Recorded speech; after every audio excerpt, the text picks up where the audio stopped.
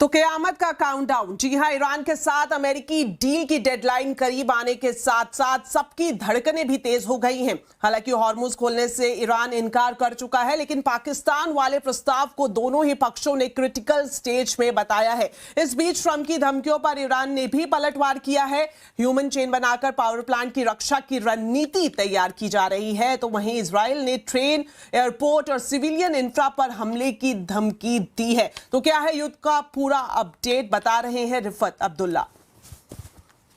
Israel और Iran के दरमियान युद्ध का सिलसिला लगातार जारी है। इसी बीच जो डोनाल्ड ट्रंप की तरफ से धमकी दी गई है कि वो ईरान में पावर प्रोजेक्ट्स और ब्रिजेस को उड़ा देंगे और ईरान को स्टोन एज में लाएंगे, तो उसका कोई असर ईरान पर होते हुए दिख नहीं रहा है, क्योंकि हमने देखा कि पावर प्रोजेक्ट से इर्द गिर्द ईरान के लोगों ने एक ह्यूमन चेन बनाई थी। उसका साफ संदेश यही है कि वो डरने वाले नहीं हैं। और जिस तरीके से लगातार डोनाल्ड ट्रंप की तरफ से धमकियां आ रही हैं, इसी बीच यूएस फोर्सेज और इजरायली फोर्सेज लगातार हमले भी ईरान में कर रहे हैं। तेहरान में आज भी हमले हुए हैं और दूसरी तरफ से ईरान की तरफ से भी लगातार मिसाइल अटैक इसराइल पर किए जा रहे हैं, चाहे टेल अवीव हो, सेंट्रल इसराइल हो, नॉर्थ इसराइल हो, लगातार हमलों का सिलसिला जारी है। तो फिलहाल युद्ध रुकने का नाम नहीं ले रहा है, लेकिन इसी बीच जो डोनाल्ड ट्रंप की धमकी है, देखना होगा कि उस धमकी के क्या नतीजे निकलेंगे। ये पहली बार नहीं है, बार बार डोनाल्ड ट्रंप धमकी दे रहे हैं ईरान को कि वो जो है उनकी बात माने। उन्होंने जिस तरीके से 15 पॉइंट का एक प्लान दिया है, वो चाहते हैं कि ईरान उस पर बात करे, लेकिन ईरान की तरफ से जो 5 पॉइंट का प्लान दिया गया है, ईरान चाहता है कि उसी पे बात हो।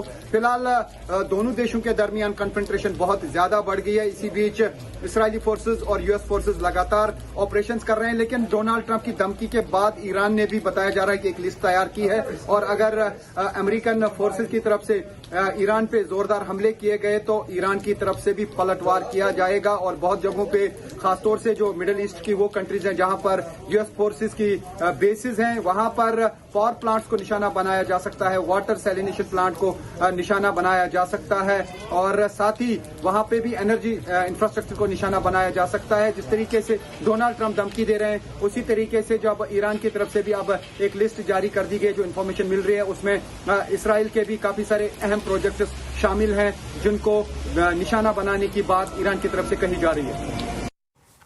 तो लगातार डोनाल्ड ट्रंप की तरफ से धमकियों का दौर जारी है, और अब आपको सुनाते हैं ट्रंप का वो बयान जिसमें उन्होंने कहा कि अगर ईरान ने डील नहीं की तो एक ही रात में उसे तबाह कर देंगे।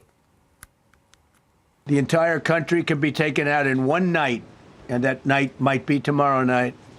We have a plan, because of the power of our military, where every bridge in Iran will be decimated by 12 o'clock tomorrow night, where every power plant in Iran will be out of business, burning, exploding, and never to be used again. I mean, complete demolition by 12 o'clock.